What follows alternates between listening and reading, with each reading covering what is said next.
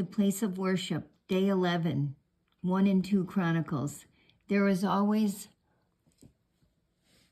more than one way to tell a story. The story of Israel's kings is first narrated in the books of Samuel and Kings.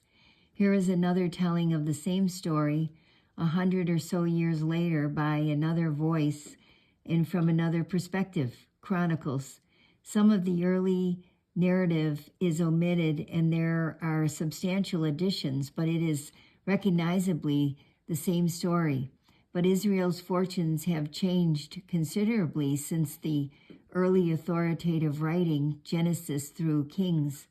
God's people are in danger of losing touch with what made them God's people in the first place. In retrospect, from the low point in their history in which they now find themselves, it looks very much like a succession of world powers. Assyria and Egypt, Babylon and Persia have been calling all the shots. The people of Israel are swamped by alien influences. They are also, it seems, mired in internal religious pettiness. Will they be obliterated? A new writer, it may have been Ezra, took it in hand to tell the old and by now familiar story, but with a new slant.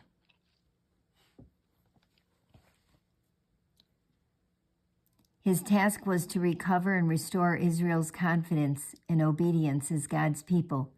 Remarkably and improbably, considering the political and cultural conditions of the time, this writer insisted with very little hometown support on the core identity of Israel as a worshiping people in the Davidic tradition.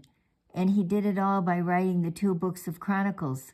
Israel did not finally disappear into the ancient Near East melting pot of violence and sex and religion. Names launched this story, hundreds and hundreds of names, lists of names, page after page of names, personal names. There is no true storytelling without names, and this immersion in names calls attention to the individual, the unique, the personal, which is inherent in all spirituality. Name lists, genealogies occur in other places in Scripture, Genesis, Numbers, Matthew, Luke, but none is extravagantly copious as here. Holy history is not constructed from impersonal forces or abstract ideas. It is woven from names, persons, each one unique. Chronicles erects a solid defense against depersonalized religion, and Chronicles provides a witness to the essential and primary place of accurate worship in human life. The narrative backbone of Chronicles is worship, the place of worship. The Jerusalem temple. The ministers of worship, the priests and Levites, the musical components of worship, both vocal and instrumental, and the authoritative role of King David, the master of worship, who maintains faithfulness and integrity in worship. Shortly before his death, doing as he had done throughout his life and in response to the generosity of the people, David blessed God in full view of the entire congregation. Blessed are you, God of Israel, our Father, from of old and forever. To you, O God, belong the greatness and the might, the glory, the victory, the majesty, the splendor. Yes, everything in heaven, everything on earth, the kingdom, all yours.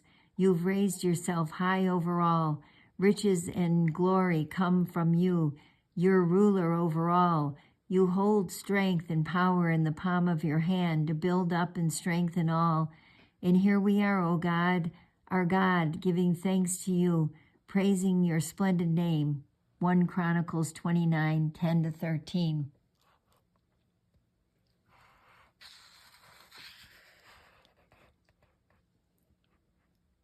Sometime later, after David's son Solomon finished building the temple, he knelt in full view of the whole congregation, stretched his hands to heaven, and prayed, God, O God of Israel, there is no God like you in the skies above or on the earth below, who unswervingly keeps covenant with his servants and unfailingly loves them while they sincerely live in obedience to your way. You kept your word to David, my father, your promise. You did exactly what you promised, every detail. The proof is before us today. Can it be that God will actually move into our neighborhood? Why, the cosmos itself isn't large enough to give you breathing room, let alone this temple I've built. Even so, I'm bold to ask, pay attention to these prayers, both intercessory and personal, O God, my God. Listen to my prayers, energetic and devout, that I'm setting before you right now.